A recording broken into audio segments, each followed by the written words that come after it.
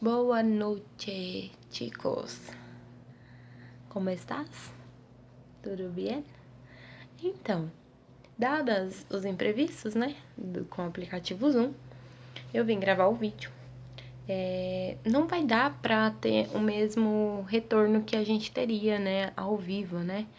Seria essa aula, eu tinha planejado ela como uma troca de experiências, uma troca de informações, né? Porém, infelizmente, né, não deu certo. E aí eu vim aqui fazer pontuações para vocês, fazer trazer para vocês alguns motivos para estudar a língua espanhola, né? É uma língua bem próxima da nossa, né? A língua portuguesa se assemelha muito com o espanhol. Porém, é uma língua que acaba tendo pegadinhas para nós brasileiros, porque muitas vezes a gente pensa assim, ó, ah, não, mas eu entendo espanhol, eu escuto uma pessoa falando espanhol e eu consigo de boa entender o que ela fala. Só que não é bem assim, tá? Tem muitas pegadinhas, às vezes a gente pensa, muita gente, inclusive eu, acaba optando pelo espanhol na hora do Enem e acaba se enrolando, sabe? Porque é basicamente interpretação de texto. Então, você precisa compreender o texto para poder responder as questões. Então, acaba se enrolando, né? Na hora de compreender uma palavra ou outra, ou várias, né? Porque não entende, ou então entende, né, o sentido da palavra, pensa que entende, né, na verdade, e acaba errando ou se equivocando aí na hora de responder as questões. Bom, aí eu trouxe alguns pontos aqui importantes, né, no estudo de por que estudar espanhol. O primeiro deles é que, gente, o espanhol é basicamente a segunda língua mais falada no mundo, acreditem. Tem cerca de 550 milhões de falantes que nasceram falando espanhol. Só está atrás, se eu não me engano, do mandarim, que é a língua da China, né? Mas é uma das maiores línguas do mundo, gente. Outro ponto é a principal língua dos países vizinhos ao nosso, certo? A maioria dos países da América Latina, exceto o Brasil. Eu sei que a Guiana Francesa também fala francês, né?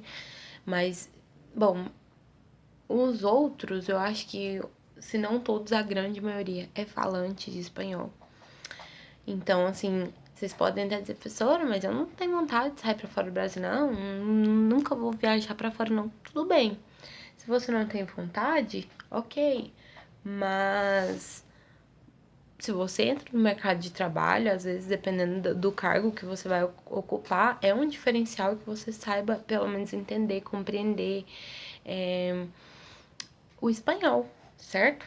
Outro ponto é que o espanhol vai ajudar você a se comunicar com outras línguas. Por exemplo, o italiano é uma língua muito parecida, tá? Ou às vezes tem alguma pessoa que é falante de inglês, mas sabe espanhol, então você sabendo comunicar-se em espanhol, e quando eu falo comunicar-se, gente, não é ser fluente, não, tá? É só compreender, sabe? Ou às vezes arranhar ali um pouquinho de palavra, tá bom? Ou às vezes usar até mímica para fazer algum gesto, sabe? Então, assim, o espanhol, ele é uma língua falada por muita gente. Nos Estados Unidos é uma língua, nossa, muito falada, assim, por serem vizinhos do México. Desculpem a interrupção, mas vamos continuar. Então, lá nos Estados Unidos, por exemplo, por serem vizinhos do México, existem muitos falantes de espanhol.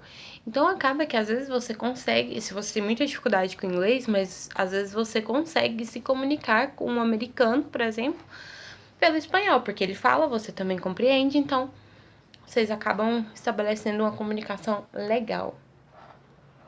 Outro ponto, o espanhol é uma literatura, tem uma literatura completamente rica, tem autores, assim, maravilhosos, assim, que a gente tem, assim, como clássicos dentro da literatura mundial, sabe?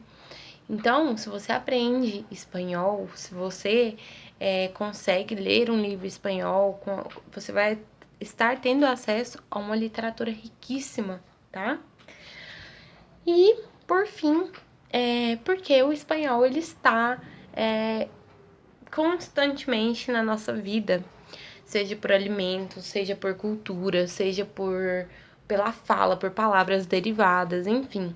Eu trouxe aqui até alguns alimentos que a gente tem o hábito de comer no Brasil, que são alimentos de países falantes do espanhol. São alimentos que o nome deles são derivados da língua espanhola, tá? Por exemplo, a páprica, para quem é cozinheiro aí vai saber o que é páprica. Churros é da Espanha. E sangria, quem bebe aí também conhece a sangria. A gente tem do México também, que é um país falante de espanhol, os tacos, né? Nachos, para quem não sabe, o Doritos, por exemplo, ele é sabor nacho, tá? Guacamole, que é aquela pasta de abacate que a gente... Abacate, né? Pra quem é brasileiro, mas avocado, que a gente come lá com pão. Outros comem puro mesmo. E a nossa querida tequila, né? Tequila também é uma bebida que veio da língua, né? Uma bebida espanhola, tá? Então, além disso, a gente tem, né, uma cultura extremamente ampla. A gente vai falar sobre isso nas próximas aulas, sobre a cultura, sobre a influência